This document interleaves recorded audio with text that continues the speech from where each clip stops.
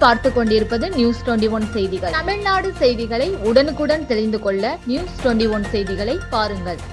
ராணிப்பேட்டை மாவட்டம் ஆற்காடு அடுத்த அத்தி தங்கள் கிராமத்தில் எழுந்தருளி அருள் பாலித்து வரும் அருள்மிகு ஸ்ரீ அங்காள பரமேஸ்வரிக்கு முதலாம் ஆண்டு ஆடிப்பூர திருவிழா வெகு விமர்சையாக கொண்டாடினர்.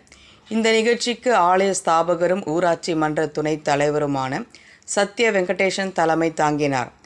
முன்னதாக பால், தயிர், சந்தனம், பன்னீர், இளநீர் உள்ளிட்ட வாசன திரவியங்கள் கொண்டு ஸ்ரீ அங்காள பரமேஸ்வரிக்கு சிறப்பு அபிஷேகமும் ஆராதனை தொடர்ந்து வண்ண மலர்களால் அலங்கரிக்கப்பட்ட மேலதாள வாத்தியங்கள் முழங்க ஆற்காடு லிங்கேஸ்வரன் குருக்கள் தலைமையில் சிறப்பு தீப ஆராதனையும் நடைபெற்றது.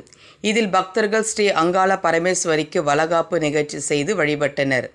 5 வகையான சாதங்கள் அம்மனுக்கு நெய்வேத்தியம் செய்து பக்தர்களுக்கு பிரசாதமாக வழங்கப்பட்டது.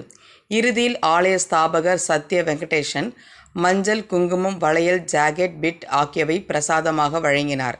இதில் பக்தர்கள், பொதுமக்கள் என ஏராளமானோர் கலந்து கொண்டனர். நியூஸ் 21 செய்திகளுக்காக பாஸ்கர்.